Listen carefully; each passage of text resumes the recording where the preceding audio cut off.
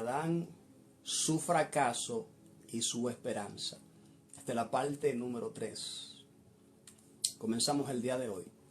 Solo después que Adán y Eva desobedecieron el mandamiento de Dios, la disonancia de la vergüenza y la inseguridad comienza a caracterizar a la primera pareja.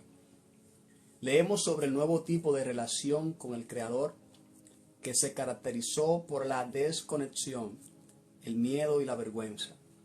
Después del pecado vino el miedo, la inseguridad y la vergüenza. Y dice la palabra del Señor, Génesis 3:8, y oyeron al Señor Dios que se paseaba en el huerto al fresco del día, y el hombre y su mujer se escondieron de la presencia del Señor. Se escondieron de Dios entre los árboles del huerto. Génesis 3:8. Una vez que la creación de Eva y los detalles de la relación con Adán fueron claramente establecidos, la narración se lanza a sentar las bases para todos los problemas que interesan tanto para la comunidad israelita emergente como los grupos de personas de alrededor, en gran parte hostiles. Leemos en Génesis 2:25, versículos 3 y 5, acerca de la conversación fatídica entre Eva y la serpiente en el jardín del Edén. A través de una serie de interacciones desafortunadas con la serpiente, Eva violó el único mandamiento que Dios había dado a la nueva humanidad. Dios solamente había puesto un mandamiento: no coman del árbol del conocimiento del bien y del mal. Y el hombre violó ese único mandamiento que Dios había establecido. Sin embargo, todo esto tuvo lugar debido al silencio de Adán. Recordemos que en la clase pasada estuvimos hablando y leímos de que Adán estaba cerca y Adán estaba escuchando la conversación, la interacción entre la serpiente y Eva, y él guardó silencio. En la clase pasada estuvimos hablando de que el hombre, como sacerdote de la casa y como guía espiritual que Dios ha establecido, en los momentos clave, en los momentos de necesidad o en momentos de urgencia, no puede estar callado. Es un sacerdote el que se presenta. La responsabilidad de todo lo creado fue puesta en el hombro de Adán. En su hombro fue puesto esta responsabilidad y él no intervino en el momento que tenía la oportunidad de intervenir. Y el Señor Dios llamó al hombre y le dijo: ¿dónde está? El hombre se esconde. Y el hombre respondió: te oí en el huerto y tuve miedo. Puede decirse aquí que esta parte, tuve miedo, por causa del pecado, vino el miedo y la inseguridad en el hombre. El hombre no fue creado como un ser de tener miedo, sino que Dios creó al hombre y le dio autoridad sobre toda la creación. En el Nuevo Testamento la palabra del Señor nos habla y nos dice: porque no nos ha dado Dios un espíritu de cobardía, es decir, miedo, sino que nos ha dado un espíritu de poder, autoridad y dominio propio. En la cruz, Cristo restauró la relación que tenía el primer Adán con Dios, y a través del Espíritu Santo de Dios, Él nos ha dado autoridad. Así que no debemos estar en miedo. Vemos que la base principal del miedo vino por causa de la desobediencia. Y Dios le dijo: ¿quién te ha hecho saber que estaba desnudo? ¿Has comido del árbol del cual te mandé que no comieras? En esta presentación, cuando el hombre habla con Dios y Dios habla con el hombre no se hizo responsable del acontecimiento pasado, sino que él culpó a Dios de eso que había pasado. Y él dijo, la mujer que tú me diste, aquí está en la foto, presentamos a Adán presentando a Eva como culpable. La mujer que tú me diste, ella me dio a comer del árbol, la fruta, y yo comí.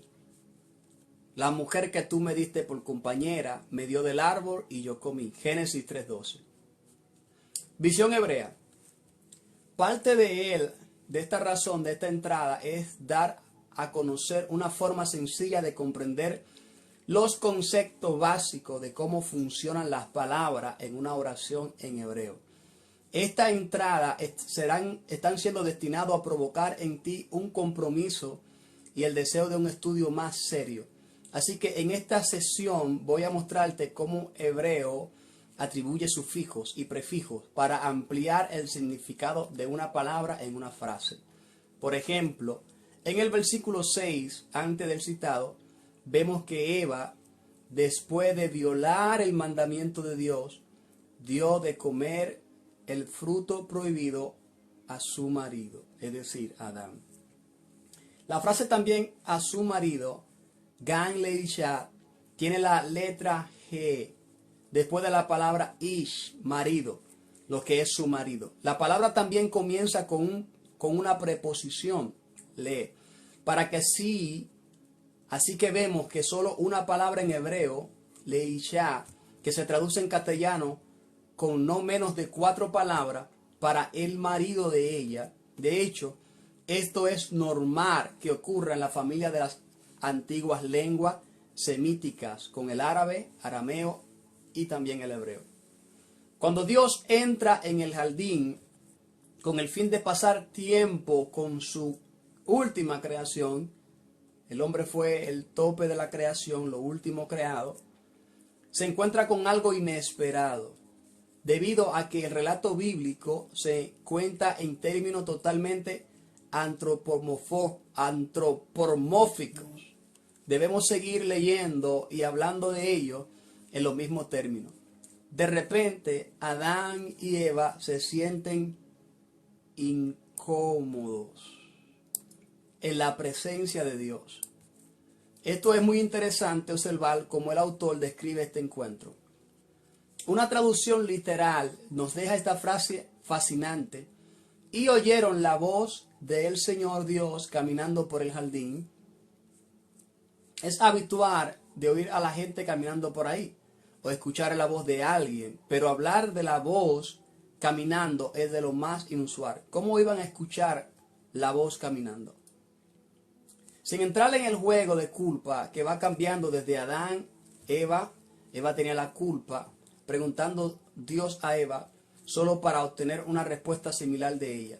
Ahora vemos que Eva culpa a la serpiente. Al oír esto, el Señor pronuncia una maldición permanente sobre la serpiente en el orden inverso de la progresión de la culpa que cambia de él, solo escuchó de los seres humanos. Por cuanto has hecho esto, de la maldición sobre la serpiente, maldita serás más que todos los animales y más que todas las bestias del campo. Sobre tu vientre andarás y polvo comerás todos los días de tu vida. Génesis 3:14. Y pondré enemistad entre tú y la mujer, y entre tu simiente y su simiente. Él te herirá en la cabeza y tú lo herirás en el calcañal. Génesis 3:15. Una profecía hablando de Cristo que pisa a la serpiente. Visión hebrea. Se traduce generalmente como maldición y por lo tanto en nuestra mente lleva una connotación incierta o negativa. Muchos usos indican que debe definirse en la línea de atado, obstáculo o restricción a alguien o algo.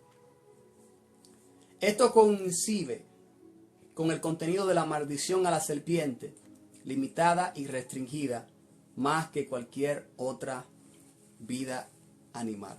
Aquí nos da varios versículos bíblicos. Génesis 3:14, Éxodo 3, 22, 28 y Job capítulo 3, versículo 8. La Biblia hebrea nunca identifica a la serpiente con Satanás. La conocida historia de colocar a Satanás en el jardín de Edén se encuentra en Ezequiel 28, versículo 13 hasta el 15. No le ubica allí en la forma de una serpiente, sino como un arcángel. En Ezequiel 28 habla de querubín hermoso, grande y protector, refiriéndose a Satanás, que estaba en el jardín de Dios, estaba en el huerto de Dios, que se paseaba por la piedra del fuego, hablando acerca de Satanás. Solamente el libro de Apocalipsis revela a la serpiente como la serpiente antigua, Satanás, diablo. Pero, es decir, Dios no puso a el enemigo en el huerto. No fue hasta el documento tardío judío antirromano de finales del siglo I, que conocemos como el libro del Apocalipsis. Ahí está, Apocalipsis. Que la serpiente antigua es claramente identificado con el presunto jefe de los poderes demoníacos. Es decir, la serpiente antigua, Satanás, que es el diablo. Apocalipsis 20, versículo 2. El Señor realmente no maldice a la mujer. Tenga claro esta palabra aquí. El Señor no maldice a la mujer. Hay personas por ahí que enseñan de que la mujer recibió una maldición. Eso no es cierto. La mujer no recibe una maldición, sino que emite una medida disciplinaria fuerte. Leemos en Génesis 3, versículo 16. A la mujer dijo: en gran manera multiplicaré tu dolor en el parto. Con dolor dará a luz los hijos, y todo tu deseo será para tu marido, y él tendrá dominio sobre ti. Esta palabra aquí es interesante. Yo me la encuentro interesante esta palabra. Usted me preguntaría por qué. Porque después de la caída es que Dios dice: tu marido tendrá dominio sobre ti. Lo que nos da a entender, o podemos imaginarnos, de que el hombre no tenía un dominio sobre la mujer, sino que Dios había creado a la mujer para que sea su ayuda idónea, para que esté a la par con el hombre. La mujer no fue creada de la cabeza, ni tampoco fue creada de los pies, sino que fue creada de una costilla, para estar al lado del hombre, como una compañera, como una ayuda idónea. Y en las semanas pasadas estuvimos hablando un poco acerca de esto, acerca de la mujer, dando a entender a la mujer como una coigual con el hombre. Alguien que tiene una visión diferente, pero que a la vez su visión es compartida con el hombre para llevar a un mismo final. Pero vemos aquí, después de la caída, es que viene el dominio sobre ti. Y tu marido tendrá dominio sobre ti. Hay dos cosas que afectarán significativamente a la mujer. Primero, va a sufrir mucho en el parto. Y esto aquí yo me atrevería a decir, porque aquí está diciendo: ahora tú vas a sufrir con el parto. Recordemos que en la antigüedad, cuando se habla de la genealogía, hablando de la genealogía, la familia que proviene de un hombre, sea Adán o cualquiera de los patriarcas o hombre de Dios, en la familia solamente comenzaban a contarse los hombres, porque los hombres eran los que cargaban el nombre de la familia, y a través del nombre de la familia era que ese apellido comenzaba a llevar, y que las mujeres no eran contadas en la genealogía. Cuando se menciona a una mujer en una genealogía es para dar un dato importante e interesante a través de quién vino el hombre del cual la figura principal de la cual se quiere hablar. No sé si me doy a entender. Entonces aquí vemos que comienza a afectar, vas a sufrir mucho en el parto. Araba, Arbe y Bonesh. Segundo, ella tendrá un deseo especial para su marido. Presumidamente o posiblemente uno que no va a poder ser para ella. Su deseo será para su marido. En cambio, él dominará sobre ti. Jean Charbash. Este es un texto confuso del que pocos han dado tanto sentido, especialmente cuando tratamos de entenderlo desde el punto de vista de nuestros valores igualitarios modernos. Con las enseñanzas que hoy se quieren transmitir acerca del poder de la mujer, no quieren aceptar esta palabra del Señor que manda o declaró el Señor de que su marido, tu deseo será para tu marido y él tendrá dominio sobre ti. El apóstol Pablo habla acerca de esto. El apóstol Pablo declara de que el hombre es sacerdote y cabeza del hogar, de la familia, y que Cristo es la cabeza del hombre. Y manda a la mujer a que se someta a su esposo. Esto es importante, esta palabra aquí. Voy a hacer un poquito de hincapié en esto. Porque ahora con la libertad femenina y tantas otras cosas, hay mujeres que no quieren someterse al hombre. Y quieren hacer lo que le da su voluntad. Pero la palabra del Señor nos manda a que nos sometamos uno con los otros y manda a las mujeres a que se sometan a sus esposos. El esposo que honre a su esposa y la trate como una vasija frágil, que la ame, así como el Señor ama a la iglesia, y le da a entender al hombre de que Él, Cristo Jesús, es la cabeza. Vamos ahí. Adán no recibió medida disciplinaria personal. No hubo una medida sobre Adán personal, un castigo personal sobre él. Al igual que Eva recibió un castigo. El castigo era dolor. Vas a comenzar a dar tus hijos con dolor. Pero Dios anuncia de que Dios maldice la tierra por causa de Adán. Y es ahí donde vemos que la tierra comienza a negar sus frutos. Y con sudor el hombre ahora tiene que labrar la tierra. Y la tierra, a pesar del trabajo, hay que venir con el sudor de tu frente, te mantendrá. Recordemos que leímos en la clase anterior de que desde un principio el hombre fue creado con responsabilidades y con trabajo.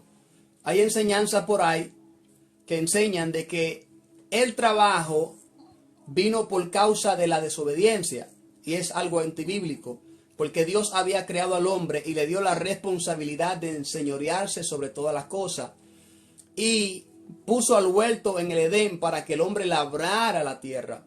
Ahora, ¿cuál es la diferencia después de la caída?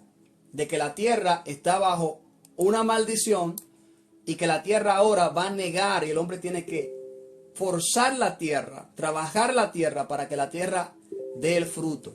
La tierra comienza a producir cardos y espinas. La caída de la humanidad del favor de Dios. El hombre cae del favor de Dios en esa instancia. Ahora, quien cae, vemos que la que tomó del fruto fue Eva. Eva tomó del fruto, pero Adán cayó. Y Adán desobedeció a Dios al obedecer a la mujer. Adán obedeció a la creación y no obedeció a su creador. Y el hombre le puso por nombre Eva a su mujer, porque ella era la madre de todos los vivientes. Génesis 3:20. Visión hebrea. La palabra en castellano, Eva, no es el nombre original del primer ser humano femenino. Su nombre provenía del hebreo, Chava, que tiene una conexión hebrea con un verbo, liyot, vivir, y la palabra como kai o kayin, que transmite la idea de vida. En hebreo, por lo tanto, tiene sentido llamar a la mujer de Adán Javá, porque algún día se convertirá en la madre de todos los vivientes. La acusación de Dios contra Adán tiene que ver con Adán eligiendo la voz de la bella y graciosa creación de Dios. La culpa de Adán, la acusación de Adán es haber obedecido a la mujer y no haber obedecido a Dios, su creador. Esa fue la culpa de Adán. Esa es la culpa principal de Adán. Pero podemos culpar también a Adán de haber callado, haber guardado silencio, porque se registra de que él estaba cerca escuchando la conversación y no intervino. A pesar de la orden explícita de no comer del árbol prohibido, sin embargo, en la gran misericordia, la creación final, Dios no maldice a Adán en sí mismo, sino solo a la tierra. Esta maldición será retenida más tarde a causa de la fe y el sacrificio de uno de los descendientes de Adán. Y esta es una clase que viene más adelante, que vamos a estar hablando porque está poderoso. Porque este es el primer Adán. Después vino Noé, que es conocido como un segundo Adán o un restaurador. Fue a través de Noé de que la maldición de la tierra fue retirada. Pero vamos a estar dando esa clase más adelante y no nos vamos a adelantar. La palabra hebrea para las prendas que Dios hizo para Adán y Eva probablemente debería ser traducido como túnicas. En este caso no eran túnicas de tela, sino de piel o de cuero. Un segundito. Vamos aquí. Y el Señor Dios hizo vestiduras de piel para Adán y su mujer y los vistió. Génesis 3, 21. Después de la caída. Es lógico pensar que una vez que el primer ser humano, Adán, desobedeció el único mandamiento de Dios, el hombre al principio solamente tenía un único mandamiento. Un mandamiento. No comas del árbol. Pero el hombre violó ese mandamiento que Dios había puesto. Y así frustraron el propósito para su creación y su papel en el mundo. Los animales, de la causa del pecado, no solamente cayó sobre Adán y Eva y sus descendientes, sino que también sobre los animales. Los animales tuvieron que morir. La sangre necesariamente debía ser derramada. Entendemos que, como leemos, que Dios vistió a Adán y Eva, Jarvis Chen, con las túnicas de piel de animal, así sentado, así las bases para la futura práctica de sacrificio de animales de Israel. Dios tuvo que haber matado un animal, la sangre del animal fue derramada para poder vestir a Adán. Y así es que viene, esta es la base para la práctica de los sacrificios, la cual la sangre era derramada, un acto simbólico para cubrir la falta del hombre. Entonces el Señor Dios dijo, he aquí, el hombre ha venido a ser como uno de nosotros, conociendo el bien y el mal. Cuidado ahora, no vaya a extender su mano y tomar también del árbol de la vida, y coma y viva para siempre. Yo llamo a esto un acto de misericordia, bondad y piedad de Dios. Cuando Dios echa fuera, expulsa a Adán y a Eva del huerto, ya que si el hombre hubiese comido del árbol de la vida, hubiese vivido una vida en pecado para siempre. Pero Dios lo expulsa y prepara un plan para redimirnos. Y el Señor Dios lo echó del huerto del Edén para que labrara la tierra de la cual fue tomado. La palabra hebrea traducida como desterrado, garesh, en hebreo moderno, está en la raíz misma que se utiliza para formar una variedad de palabras hebreas relacionadas con el divorcio de una pareja casada. En un sentido muy real, el Señor Dios divorció a Adán y a Eva del jardín del Edén. El Señor separó el jardín de la delicia, divorció a Adán y a Eva, o los sacó de disfrutar esa bendición. Y de sí mismo hubo un rompimiento, debido al peligro claro e inmediato que el árbol de la vida ahora representaba para ellos. Si ellos hubiesen comido del árbol de la vida, si el Señor no hubiese tenido la misericordia de expulsarlo, el hombre hubiese vivido una vida bajo la maldición del pecado. Eso fue un acto de gracia y bondad de parte del Señor para el ser humano. Expulsó pues al hombre al oriente del huerto del Edén. Puso querubines y una espada encendida que giraba en todas las direcciones para guardar el camino del árbol de la vida. Génesis 3:24. Después de la caída, a pesar de lo que se piensa tradicionalmente, Dios no emite un juicio enviando a Adán y Eva lejos del jardín del Edén, exiliarlo del jardín de las delicias. No era un acto disciplinario, sino un protector y misericordioso. Un plan misericordioso, un acto misericordioso de Dios para que el hombre no viviese una vida en pecado. Ahora que estaban expuestos al conocimiento del bien y del mal, el temor bien fundado de Dios era que la humanidad pudiese permanecer en ese estado de miseria y muerte para siempre, o que el hombre no permaneciera para siempre en ese acto de miseria y muerte. Si también continuaban comiendo del árbol de la vida eterna, por eso fueron echados, ese acto de misericordia de Dios, para que ellos no viviesen una vida de miseria y de muerte,